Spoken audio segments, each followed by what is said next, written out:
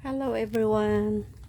Welcome to my YouTube channel, Mrs. Kingsley Luna Aragon's Vlog. Yan guys, ngayon lang tayo nag-upload ng ating video kasi parang nadismaya ako kasi nga yung kambing ko na isa, yung baby pa lang yung may sakit. Namatay siya. Di ko alam kung parang ako rin ang may kasalanan nun. Dahil imbis na i-drops ko sa kanya yung gamot, ano ba yun? Tawag doon, yung inano ko sa bunganga niya, hindi ko na drop sa bunganga niya, yung parang itinungga ko na, itinungga ko ba sa bunganga niya, kaya parang hindi siya nakahinga. Kaya sabi ko, parang mali yung pag ano ko, kaya minsan nakakaano rin, sayang nga. Kaya para akong nadismaya doon. Naawa ko sa kanya. Ayan guys. Bali yung isang lalaki, si Vincent, hiniram ng kaibigan ng anak ko kasi mag-ano daw doon. Ano ba yun, yung magkakasta daw doon. Kasta ba yun?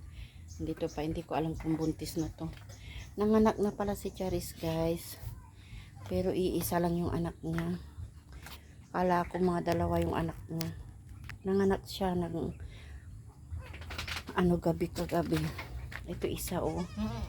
Hello, ba't ganyan ka nakahiga? Dito ka ni. Dito ka. Oo.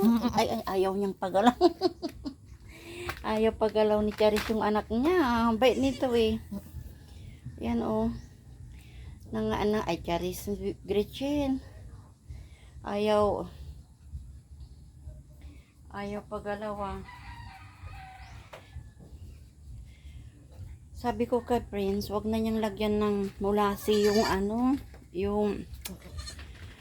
niya, yung iniinom nila. Sayang to kasi sabi ng mga ibang tao, nasanay na daw sila sa asin lang, kaya dapat kahit hindi na lang daw lagyan ng yan na yung mulasis. Hindi ko alam kung mga buntis na rin itong dalawang to. Si Kamba, si Charis, saka si Jubilin. Sabi ng anak ko buntis na daw to, pero hindi ko alam, tingnan natin. Ayan. Ito talaga buntis yan. Ayan. Siguro rin daw sabi ng anak. Ito, ganito na kalaki yung namatay. Kapatid kasi nung namatay nito eh. Ayan. Anak nito. Naghihinayang nga ako guys eh. Ayan o. Kit-kit ng anak niya.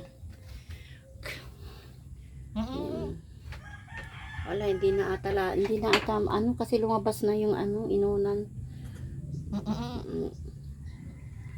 Kahapon ko pa hinihintay, kagabi ko pa hinihintay, balik guys, kasi baka manganak pa ng isa. Ganda ng kulay nila, chocolate brown, saka yung ganda ng kape, tsokolate. Ngayon, ang pangalan niya ay si Colette. Kasi babae siya guys. Yan. Ayaw niya humiga dito sa dayami. Yung apo ko ang naglagay dito ay nilagyan niya kanina kasi sabi niya lagyan natin ng dayami lulang. Pero ayaw naman niya. Tsari, mamaya kayo papastol dadalhin na kayo doon sa bukid uli. Mamaya pa kasi mahirap, pangit kasi yung magpastol ka ng kambing ng umagang-umaga, yung hamog hindi pa natatanggal. Magtatais sila. 2 beses na namin nasubukan yun guys. Na magtatai yung mga kambing.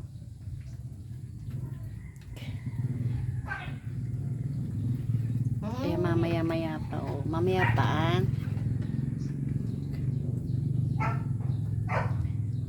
hindi ko sana, ayaw kong paipastol kay Prince itong kambing. Gusto ko sa na lang, lagyan na lang ng kakainin niya. Kuha kami ng mulberry doon sa biyanan ko. Kaso sabi ni Prince, pastol daw para hindi mabansot tong anak niya. Maliit to guys. Hindi katulad nito, ano, pinanganak sila, malalaki na, malaki. Ito, maliit. Yan. Walang kasama si Romnick. Pakukuha ko mamaya yung kambing na hiniram nila. Yan, inilabas na yung inunan ng kambing. Yan, buntis ka siguro, ano.